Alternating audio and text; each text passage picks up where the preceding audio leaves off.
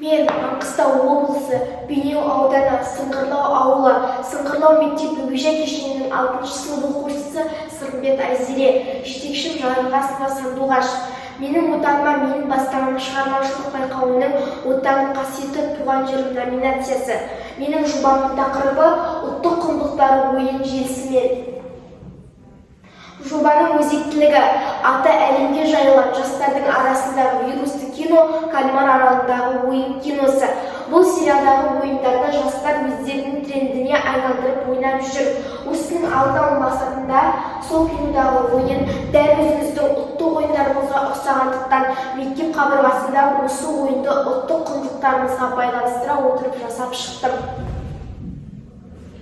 Жобаның мақсаты ұлттық құндылықтарымыздың бірі қазақтың ұлттық ойындарын дәріптеу, ұлттық ойындарды жастар арасында дәріптеу, ұлттық спорт түрлерін дамыту.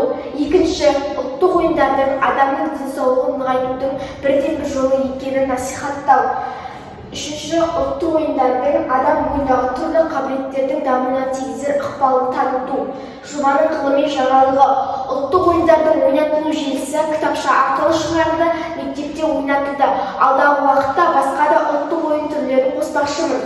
Жобаның қорытындысы бұл ойын арқылы оқушылардың ұлттық спорт түрлеріне қызығушылығы артты. Ұлттық құндылықтарымыз дәріптелді. Бәйге ойынның қатысушылары 8-10 сынып оқушылары 5 оқушыдан қатысады. Мақсаты ұлттық ойындарымызды дәріптеу, насихаттау және де қызықтыру. Реквизиттер 2 қатты қағаз, ішіне сұрақ, 4 асық, 10 тас, 3 ләлі, қағаз жылқы және тас, аяқтарына жіп. Бөлімдері жоба барысында 5 ойыншыға 5 түрлі ойын берілді. Бірлесе отырып ұйымшылдық таныту үшін кинодағыдай аяқтарын байлады. Барлық тобға 7 минут уақыт беріледі. Бірінші бөлім ұлттық ойын. Бірінші ойыншы жерге қағазды соғып, оң беті түскен соң ішіндегі сұрақты алып, ұлттық ойын туралы сұрақтарға жауап беріп келесі кезеңге өтеді. Екінші ойын асық ату. Екінші ойыншы межедегі асықты құлатады.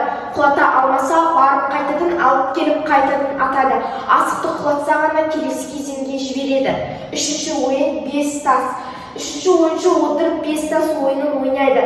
Рет-ретімен жинап, түсірмеу керек. Ереже бойынша тастар дұрыс жиналса ғана келесі кезеңге өтеді. Төртінші ойын ләңгі тебу. Төртінші ойыншы барып ләңгі тебеді. Түсірмей 5 рет тебуі керек. Ереже бойынша дұрыс тепсе, келесі кезеңге өтеді. Бұл ойыншы шетте тұруы керек. Бесінші ойыншы артқа қарап орындықта отырып қағаз жылқыны тартады. Жылқысын қолға алғасын барлығы топ болып қызғысықты кесіп өтіп, межедегі уақытты тоқтатады. Қай команданың жетістігі көп және уақыты аз болады, сол команда жеңіске жетеді.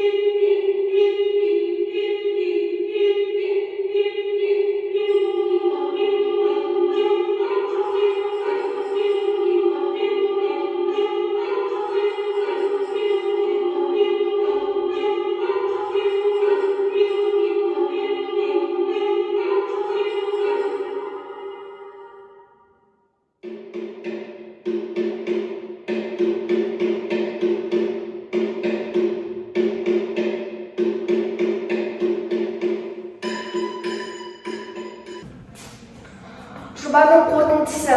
Осы жобаны мектеп оқушыларына ұйымдастыра отырып, мынадай сәттерді байқадым. Ұялы телефоннан ғана ойнайтын оқушылардың ұлттық ойын туралы аз мағлұмат махаббат білуі, ұлттық ойындарды ойнауда ептіліктің, шапшаңдықтың жоқ болуы. Осы кемшіліктердің алдын алу мақсатында мен жасаған жоба Қазақстанның барлық мектептеріне таралса деймін. Ұлттық ойындардың пайдасы көп. Ұлттық ойындарды ойнау арқылы адамның білуге құштарлығы артады, ақыл-ойы жетіледі, адамға қиялмен қанат бітіреді. Оның дәлелі қыран жетпеген жерге қиял жетеді. Қорытындылай келе менің ұсынысым: ұлттық ойындар мектеп қабырғасында көп насихатталса, шетелдің киносындағы емес, өзіміздің ұлттық ойындарымызды көптеп насихаттасақ. Мен жасап шыққан жобаның кітапшасы барлық мектептерге таратылса, әлеуметтік желілерге жарияланса, ұлттық ойындар оқушылардың күнделікті ойнайтын ойынына айналса, ұлттық құндылықтарымыз дәріптеліп, атадан қалған мұраны жаңғыртып, нұр үстіне нұр болар еді. Назарларыңызға рахмет.